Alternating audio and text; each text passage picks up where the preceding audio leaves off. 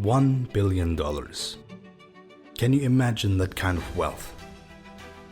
Bill Gates, Jeff Bezos, and Steve Jobs, the greatest entrepreneurs of mankind, all achieved unimaginable success. Many people are looking for a way to achieve greatness, but most have yet to understand that greatness comes from within. Change yourself to change the world. Now let's see, what really makes success? What makes them different from most people? What do they all have in common? And what can you do to drastically change your life? The first habit that we want to talk about is something very essential.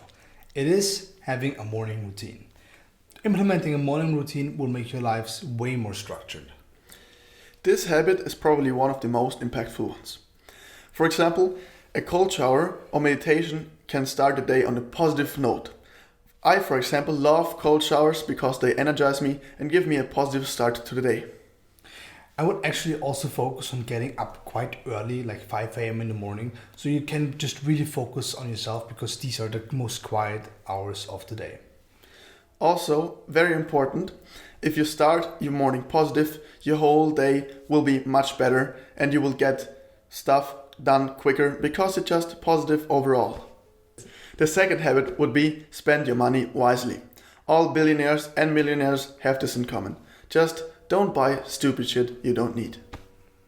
Yeah, you should basically live beneath your means. So you should really, like Chris just said, focus on your expenses and just get rid of all the debt before you really go and buy anything else.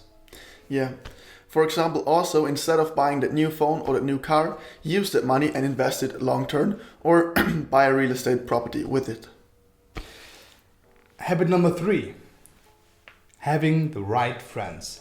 I know it sounds kind of wacky, but it is a real important step in your personal development to spend the time with valuable people.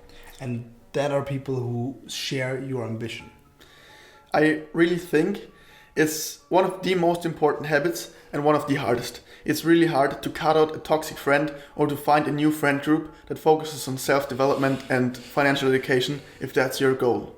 For example, if you want to lift and be stronger, you can't hang out with the friend who only eats chips and watches Netflix. Yes, like you will not reach your goals when you're together with that person.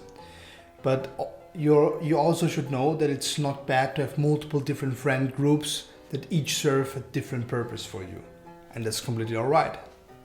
Yes, for example, me and Steven, obviously, we do all that stuff with YouTube and business, and that's just really healthy. And we try to impact each other and make each other better. That sounds... Yeah, we try to push us a little bit.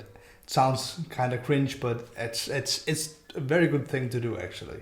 If you have a friend, or it could also be a girlfriend that pushes you to new limits to be better every time, I think that's something really important that you should be looking out with human connections. Another good thing to do is like network. For example, if you have a specific goal in your mind you want to achieve, try to find people who have achieved that goal and ask them about anything that interests you. Amazing places for this could be the gym if you're looking for a fitness buddy, or for business stuff, go to startup meetings or to business events or whatever you are interested in. Number 4 would be readers are leaders. And this one is especially true if you're trying to gain any knowledge for the future. For example, I wanted to learn more about stocks. I read a book about stocks. He wanted to learn more about SEO or marketing, so we read a book about marketing. Reading is really important. Well, it just basically allows you to absorb the knowledge of a whole life within a matter of weeks. And it can really accelerate your skill, like how should I say? It can really accelerate your skills. And your mindset. And your mindset, basically, yeah. So it's something everybody should do. Just dedicate like a special time of the day to that, like maybe to reading. Maybe half an hour reading is already enough before you go to bed.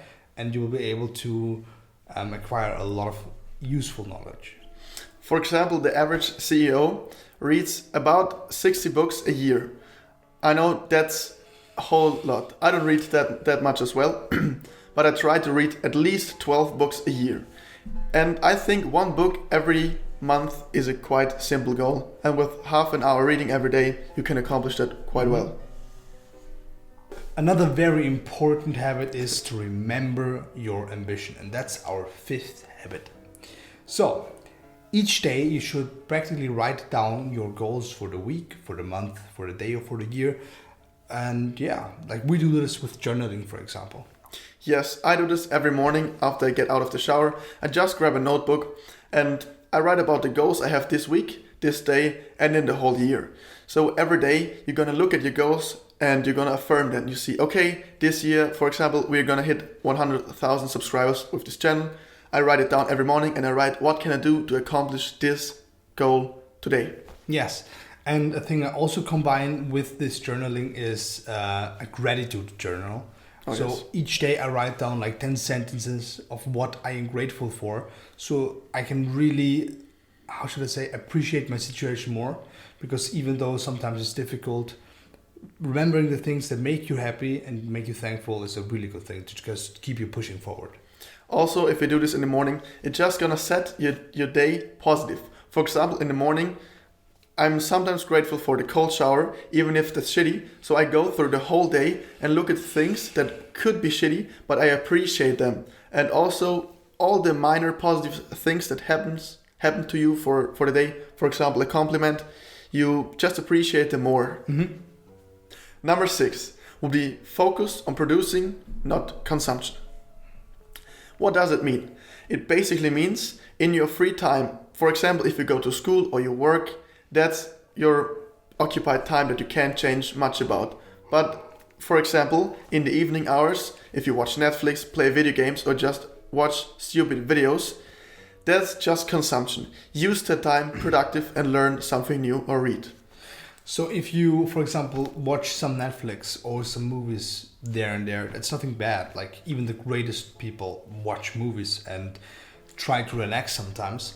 But that should not be the main thing you indulge in when having free time. Try creation. Try something that really helps you increase skills that are important for you. For example, if it's your dream to play the guitar, just start to learn the guitar. This is like one of the easiest things to do. Yes, this stuff could also, so production could also be, for example, business. For example, you're going to school or you work, and in your free time you start working on your business, you start working on your career, on your future goals, on your brand, whatever. But it's also really important that you have something fun. For example, I just recently learned to play chess. So now in my free time I play chess, or I love reading books, but that's kind of producing, because reading is for leaders. Require knowledge, yeah. Yes. Yeah. But as Steven said, playing the guitar or something creative as designing something in Photoshop or drawing, that's amazing too. Yes. The 7th and our last habit to show you is block scheduling. Block scheduling is really important if you want to get the most out of your days. So, what is it basically? So, you separate your whole daytime into time frames to have a better overview over what you have to do. So this could be 5 minutes or an hour. Elon Musk does it with all 5 minutes of his day, but I think that's just too extreme. I prefer, and I do it myself, with 1 hour increments every day. So for example, in the evening, it could be reading or just something productive. Yes, like for example, I write all of that down in my mobile phone calendar, because on my mobile phone calendar, I always have access to it and I can never miss my set time frames. Instead to like something you would have hang on your wall, for example. Yes, although that's quite good, I also would prefer to put it on your mobile phone or on your computer if you have a computer all the time. Also, don't forget to subscribe and like this video if you like content like this and financial education content in the future. And tell us, what are your personal habits you really like to use, or what are habits that you've acquired that really helped you remodel your life? Talk about it with us in the comments, and see you there.